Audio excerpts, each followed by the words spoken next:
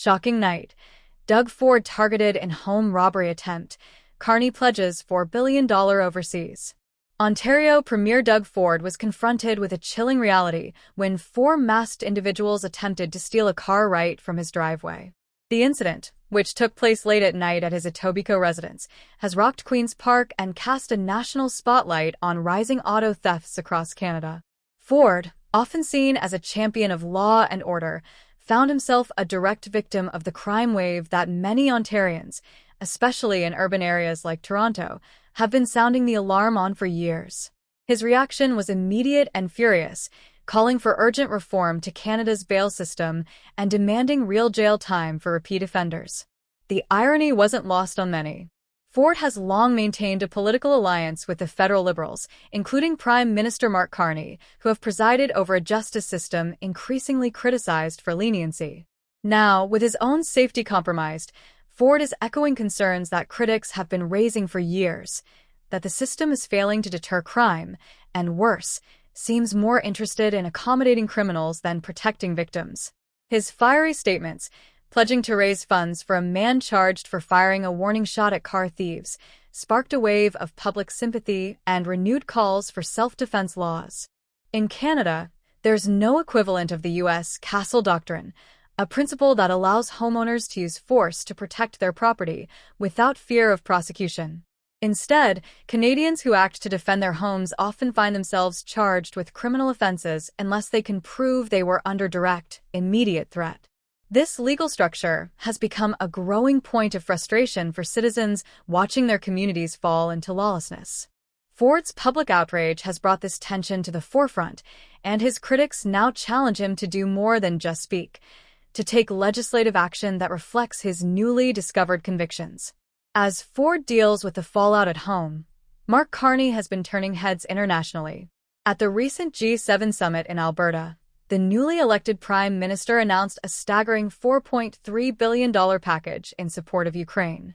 This includes $2 billion in military assistance and over $2 billion in financial loans backed by frozen Russian assets.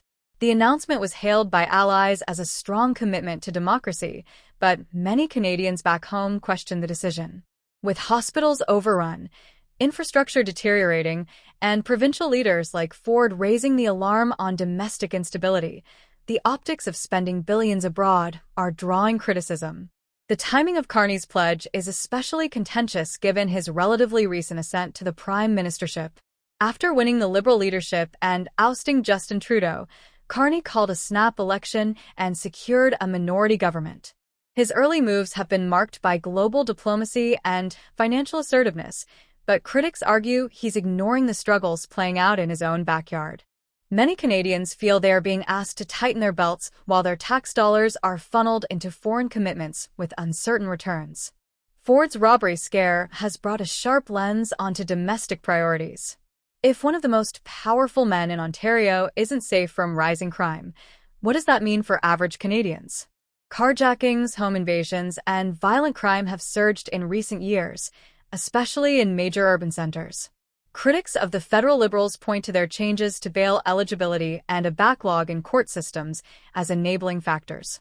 Despite repeated warnings, the federal government has moved slowly, and only now, after a high-profile scare, are calls for action getting louder.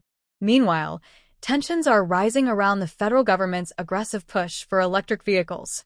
Carney and his ministers have doubled down on their 2035 EV mandate, which phases out the sale of new gas-powered vehicles in favor of electric alternatives. However, Conservative MP Rachel Thomas and others argue that this policy will devastate Canada's auto sector, kill thousands of jobs, and increase vehicle prices by tens of thousands of dollars. Working-class families already struggling with inflation are now being told to pay more for cars, often with limited access to reliable charging infrastructure. Adding fuel to the fire, questions have emerged about conflicts of interest. Until early 2025, Carney sat on the board of Bloomberg, a company whose energy and climate rankings have been used by Liberals to justify their EV mandates.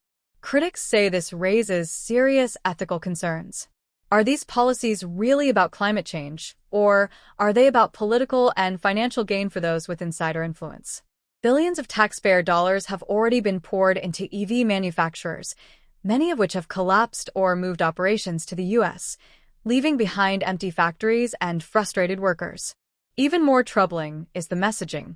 When opposition MPs press the government on whether a gas car ban is in effect, the Liberals dance around the language. They deny a ban exists, claiming it's a transition strategy. But regulations are in place that will effectively make gas-powered cars obsolete, whether the public wants it or not. This deliberate obfuscation has eroded public trust and left many Canadians wondering what other truths are being hidden behind policy language.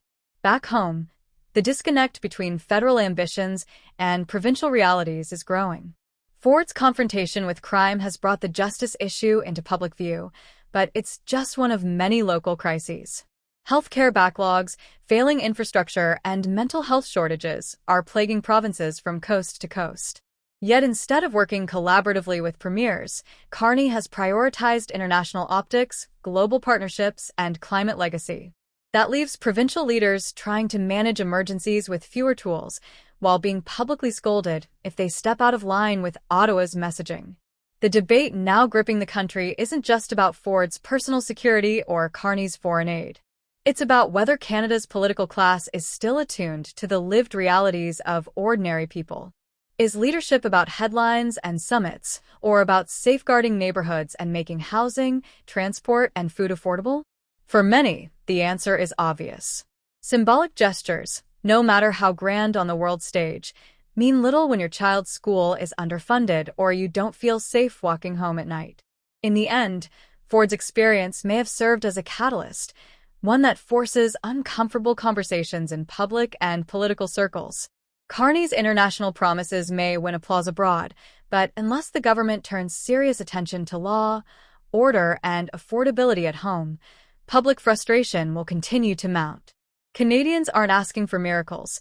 They're asking for common sense and a government that puts their safety, stability, and well-being first.